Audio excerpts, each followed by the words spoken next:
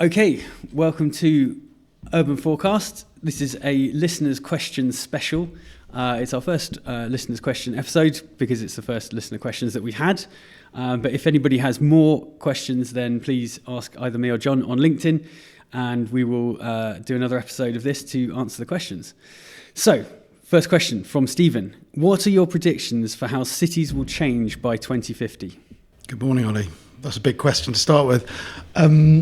I think in terms of what are my predictions, I guess we know certain things. The urban population is generally expanding massively across most of the world, as particularly the developing world. You know, you're likely to have 10 million people or so. In the coming years, we've got about 8. So most of those are moving from rural areas into populated areas. We know that those areas are going to get hotter because of climate change, and we know they're going to get hotter because of kind of urban heat bubbles that you get. So when you get more people, cars, lights, everything else, London's always a few degrees hotter than the rest of the UK. So I think there's some big challenges coming down there.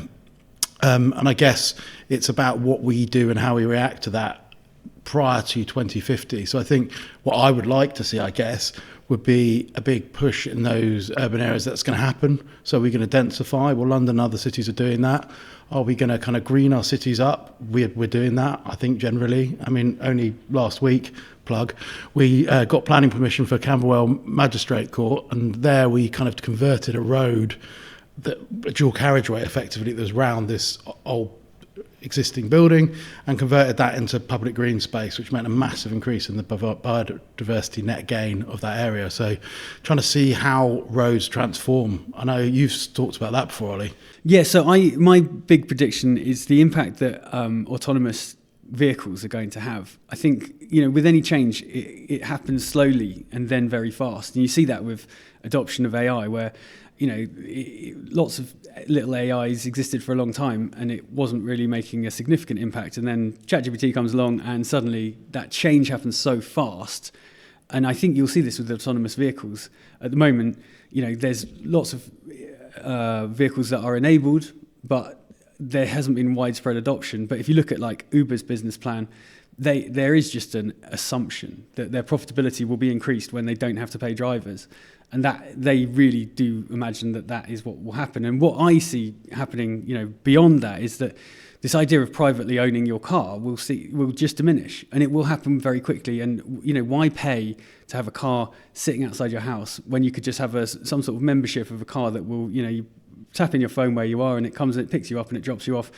The price of that, Uber already is. It is what Uber is, but the price will come down when you don't have to pay the drivers. And whether or not that's a good thing is a different argument. I'm talking about its impact on cities. I think when it's widespread, what this will do is free up a lot of road space from parked cars. The way that autonomous vehicles could end up freeing up streets from parking is that they will be, you would imagine they'll all be electric.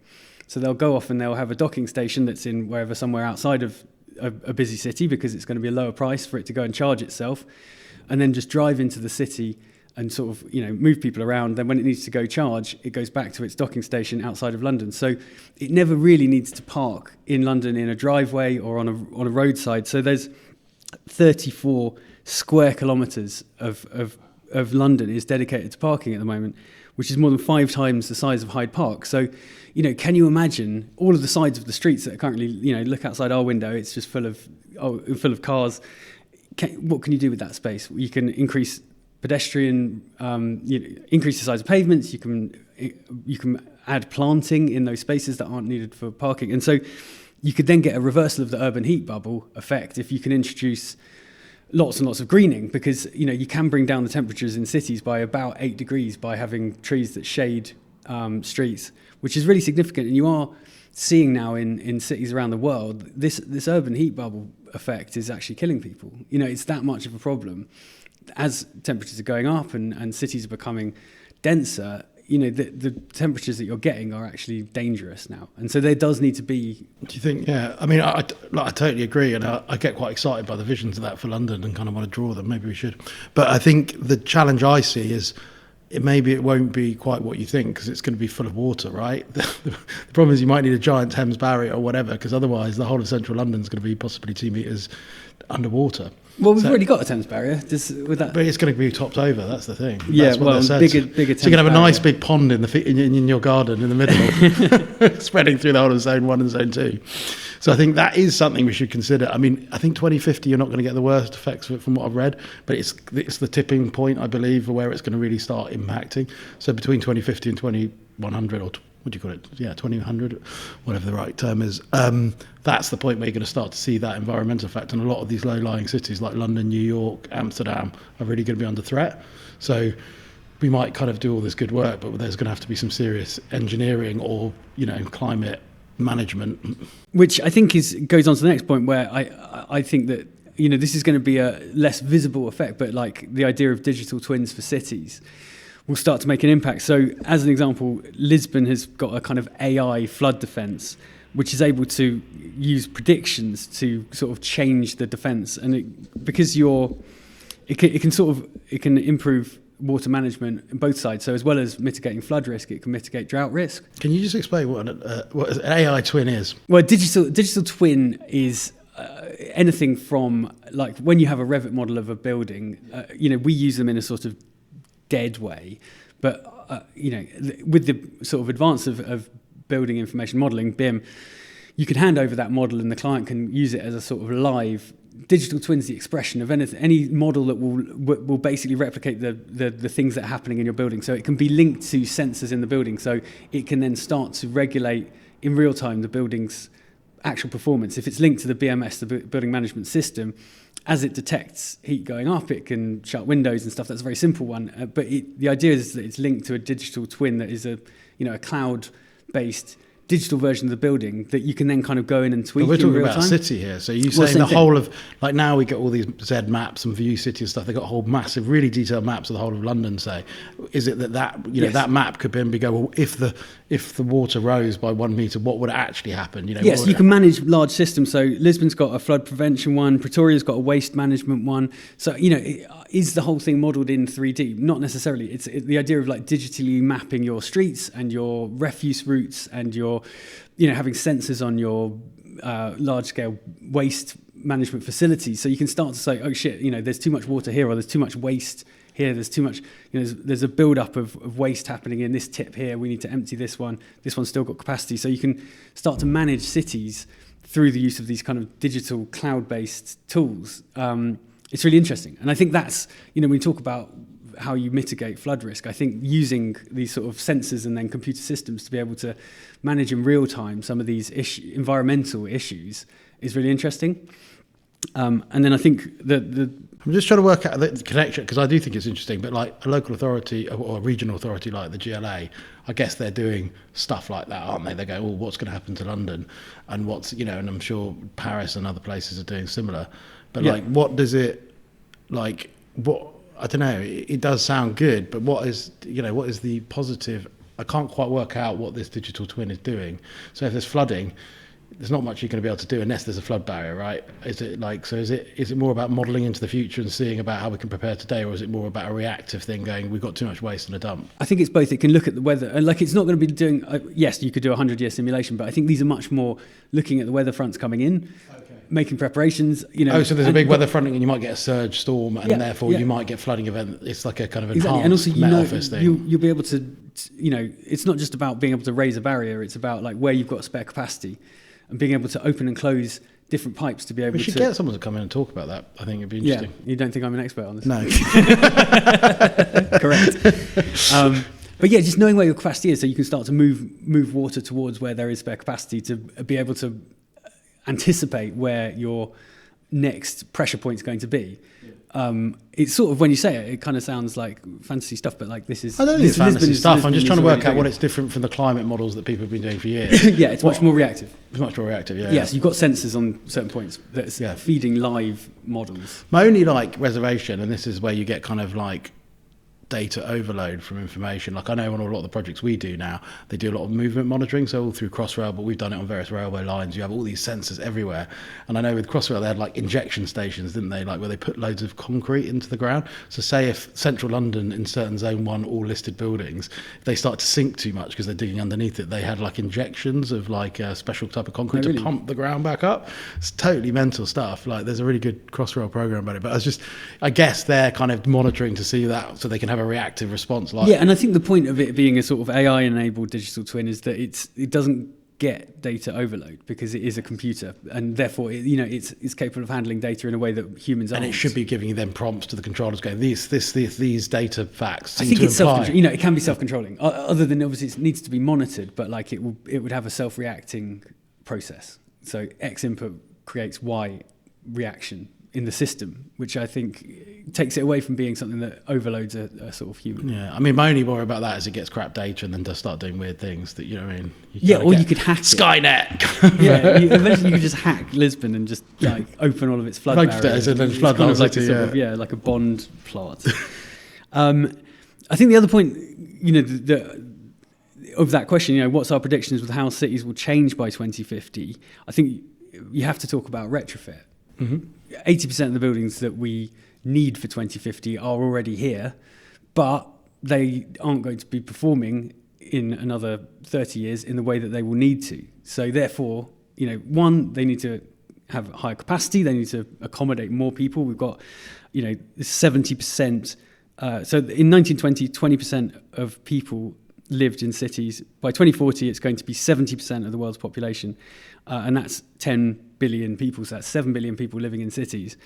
You're going to have to do quite a lot of retrofit to allow that densification, but also just the performance of these buildings is going to have to improve.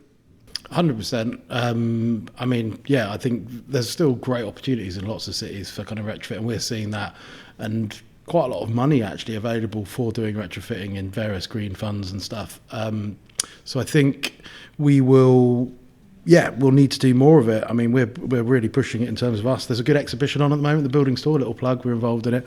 But for the Retrofit 25, what's stopping us? And I think that's got a series of questions around what's preventing more investment in retrofit. And I think, there's various answers to that, but some of the challenges often it's quite complicated to do retrofit versus doing a new build. Yeah.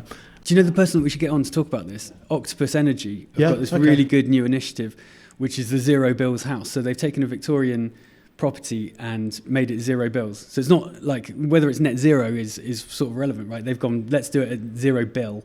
And they've done that mostly with the use of an air source heat pump that's properly set up. Yeah. And they haven't spent huge amounts of money on installation. It's not Enefit. It's not like Passive House. They've kind of analysed what is going to be the most bang for buck way of getting you to a zero bill situation. So solar panels, air source heat pump, not a huge amount of upgrade to the thermal performance, which is interesting. I think that's a really interesting way of going, because I do think we've been talking a lot about people's understanding of, you get a certain group of people, 10-20% of people are really engaged with environmental change and lobby and whatever. Most people don't care, but they do care about their bill. Yeah. And they do care about that and that tangibility around what is all this stuff. Yeah. If my house gets flooded, I'll probably notice, but if my bills go up £2,000 a year, I'll probably notice. Yeah. So, but the interesting thing is it's Octopus Energy, who are an energy provider, who are doing it's sort of counterintuitive in some ways. But I think they are very interesting. We should definitely try and get somebody on from Octopus. So if anybody's listening from Octopus Energy, please do LinkedIn me, because we'd love to talk about it. And I think I'll get some stats for next time about exactly what they've done to this property to upgrade it. But it was so much less heavy lifting than you might expect from like an Enefit project, which is the passive house. I think that's retrofit. the problem, where you get into kind of complicated recladding and planning. Which is too expensive. Yeah, it's too expensive, too complicated to ever pay back. I mean, the obvious example is like triple glazing. If you took out single glazing and you replace it with triple glazing, are you ever going to get that payback of carbon and cost? I think there's different ways of doing it. It's difficult, and with all the embodied energies tied up with doing a triple glazed unit. No, interesting stuff. We should definitely get someone in on that. And I think, I'm a big advocate of retrofit for, the future. Next question. So, completely different subject. Had an message in from Johnny at Chalk Architects. He was interested in architecture. We're talking about the profession, and he was wanting to pose a question: what's wrong with the protection of function? So, I suppose this comes from other shows where we've said that we don't think the protection of function of architect is a particularly useful thing. We do in the UK have protection of title, so you cannot, unless you're ARB registered, call yourself an architect, but you can set up a practice to design buildings. And I think Johnny's point was this kind of undercuts the profession, because anybody that knows how to use AutoCAD or indeed knows how to draw on a piece of paper could potentially go up to people and say, look, I can design this building for you, because we don't have a protection of function in the same way. And we don't know much about what happens in the medical practice, but we think that, me and John have discussed this just before this question, and we think that you can't prescribe medicine unless you are a doctor and registered. So therefore, as a doctor, you've got protection of function, which in architecture, you don't. And in other countries, for example, to submit a planning application, you have to be a registered architect. You have to put a stamp so on it. In France, that's the case. Yeah. I think in quite a lot of European countries, that's Whereas the case. in the UK, you can just set up, you could set up a website that says Architectural designer or architecture or surveyor. Design, and you can submit a planning application, you can do a design, and that will get built. And that has potential to undercut the profession, but in my opinion, the profession already undercuts itself. There's plenty of architects that are registered architects who are also undercutting each other. I don't know if the problem is these external people, or whether there's a whole industry problem with undercutting and low fees, which comes back to the fact that we don't really demonstrate our value to our clients. I don't think we spend enough time explaining exactly what it is that architects do and why that should be something that people consider paying for. He came on with it. He had an additional view. So my view is it currently isn't working, the system, the protection of title. The quality built environment is suffering when it's just left to the mechanics of the free market. I don't know whether protection of function is the best mechanism, or more regulation, God forbid. And a wider point about maybe not everyone taking kind of the responsibility serious. I think my point when I was talking about before was many of the famous architects in history, be it Frank Lloyd Wright, Nicholas Wren, all these other people were not architects. Even really good people today, like Heather Wick is not a qualified architect. So it's not that you want to stifle innovation.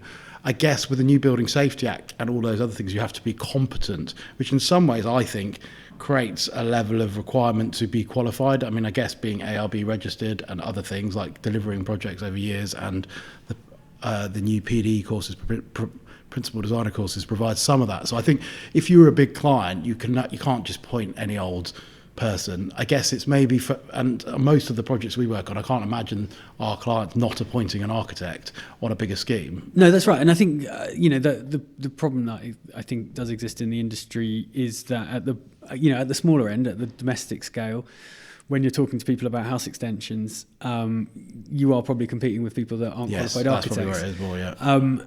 I think that's a really tough place in the market, and that's where we started 10 years ago. We were doing people's house extensions, and we made a strategic decision to not want to do that anymore. The reasons for we had a non-exec who came in and he said a couple of things. Are these jobs super profitable? No.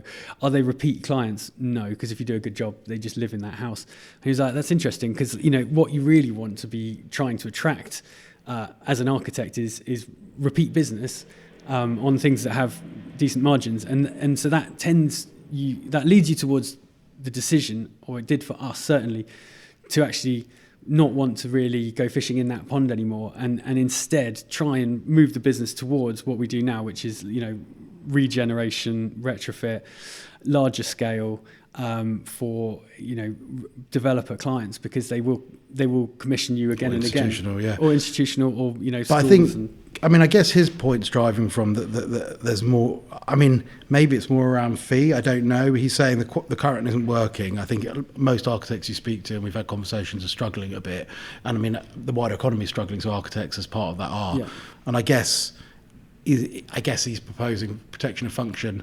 Why would we do it? Does it make buildings safer? Does it make, if it's just to earn architects more money, I'm not sure you're going to convince Parliament to pass that as a kind of act. Do you know what I mean? That's what I come from. Yeah. So does it make buildings safer?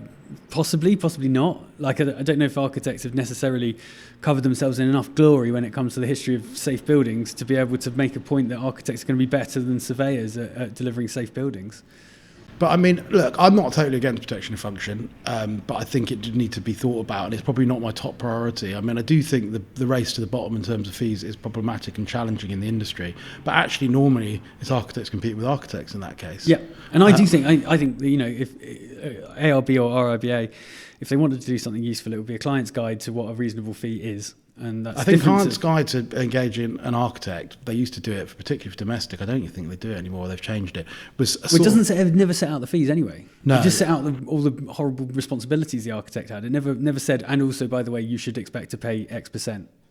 Yeah, in a range of X to Y or whatever. I think that is what is needed, I think, and at all levels. And advisory. So that's what, in Germany, it's really interesting.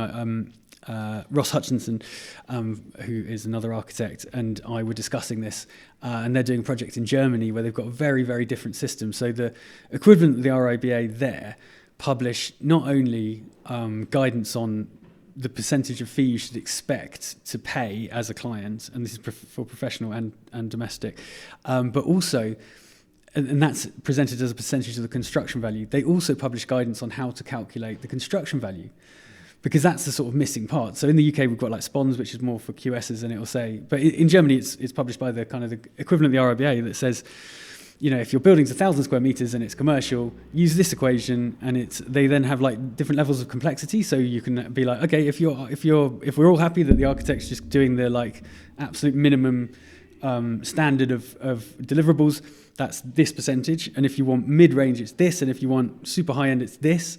And so you kind of click all these different boxes, and it spits out like a number both for the construction value and then what you should expect to pay for the architect. You're like, wow, that's mind-blowing. Can you imagine RIBA doing that? And Germany is within the EU. So, you know, the RIBA often say, oh, you know, we can't advise clients on what to pay because the EU, all this regulation, which we're not even part of anymore. But this is Germany doing this, and they've always done this. It's just the way the system works. We need to look at it more. Maybe we can something for further research. Yes, exactly.